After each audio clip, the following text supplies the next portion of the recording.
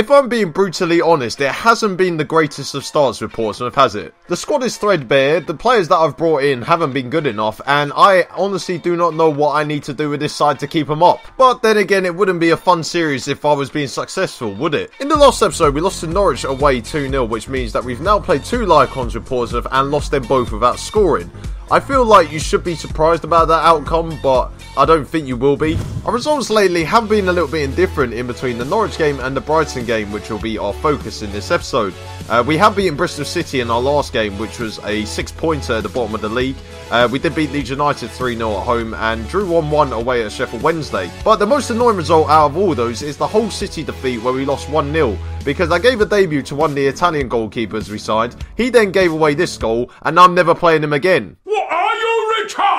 But the next few games, including the Brighton game, are going to be quite difficult as we do play a West Brom side who are 3rd in the league and a Nottingham Forest side who are only a few places above us in the league table. But speaking of the league table, we currently lie in 20th position and I'm sort of happy with that because we're 4 points ahead of Swansea who are currently in 22nd, which means I can't drop into the drop zone if I lose this game and Swansea win theirs. That's the only positive I'm taking from that. Because I'm now forced to play Matt Clark for the rest of the calendar year, his agent thought it'd be cheeky to ask me to give him an improved contract. So I asked him to sack his agent and he did just that. So he can play in the first team for the rest of the year if he wants to. Fernando Hierro, who is currently the Lazio manager, wanted a conversation with me to ask why I'm not playing Guardian too much in his loan spell at the club.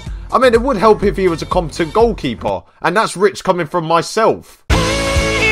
My under-18 squad did very well against Southampton away, losing 5-1, which means that I'm now going to talk to the board and ask them to disband the youth team because we might as well get rid of them, or if they're going to embarrass me like that in the South Coast derby. But anyways, we move into our game against Brighton at home, and it's a big game for me personally because we have to show why we're the best team in the South Coast. I mean, I can't just keep saying we're the best team in the South Coast and then losing 5-1 to the Southampton under-18s. It would just make no sense, but then again, when does anything ever make sense on my channel? I mean, you can vouch for me on that one. But I seem to keep rotating the goalkeepers in between the episodes, and now I've had to stick with Mark Gillespie because I've realised that he's actually the best goalkeeper we have, and we're just going to have to make do with him for the rest of the year. There's only one change to the team that faced Norwich in the back 4, and Samba Diakite will play a right back this game in place of Ryan McLaughlin, who I've pushed further forward. And I've brought the 2 wingers back to play 4 across the middle, and Ryan McLaughlin, as I just said, plays at right mid, Bakary Sacco on the left, and Jackson Irvine and El Hadji Bar play in the centre. And Dominic Samuel returns from injury to lead the line for us, with Jordi Hewler playing just behind him in a 4-4-2. I know, I've got that desperate, I've now had to end up playing 4-4-2 just to see if we can actually win a game on a live com.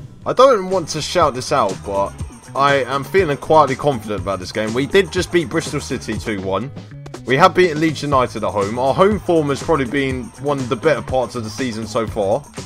Yeah, I would be quietly confident that we can get a result here against Brighton. So Brighton have gone 4-4-2 as well, just like us. They got Lucas Fabianski at the back, 34 years old, and he's conceded 11 goals in 12 games. We can make that 19 in 13 games. And their striker up front is Cauley Woodrow, who's only got 2 goals this year. Yeah, I think I can be quietly confident.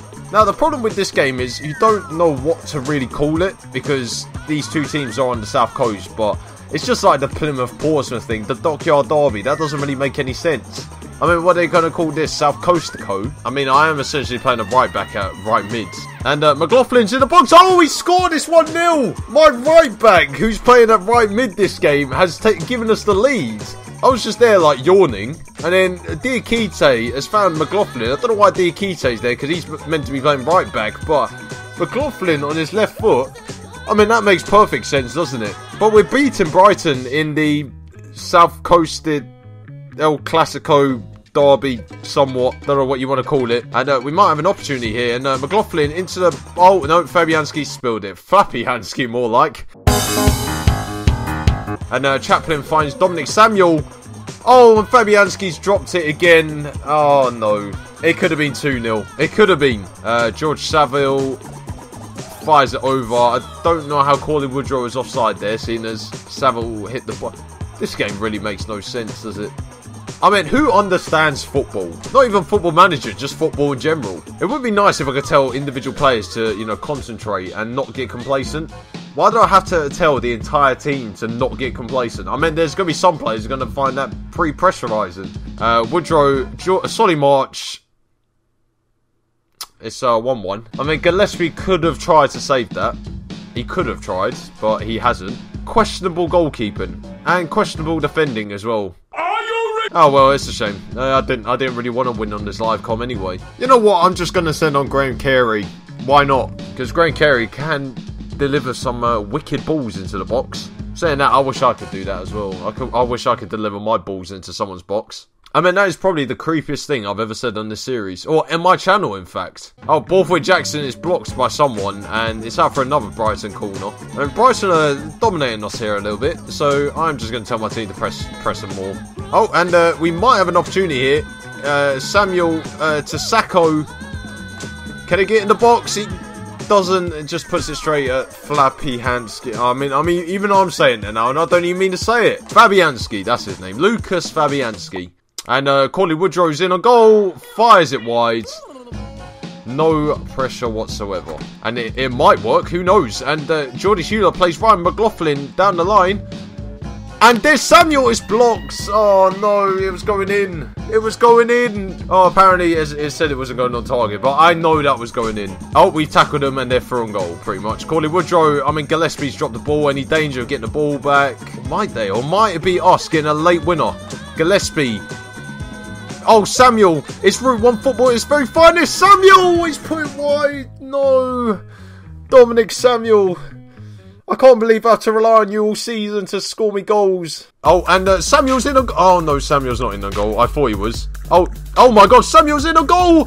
He's put it wide. Oh, no. Oh, no. We can win the beach, Ico. Sacco blasts it over the bar. I mean, what's the point? Oh, mate, Sacco's got another free kick.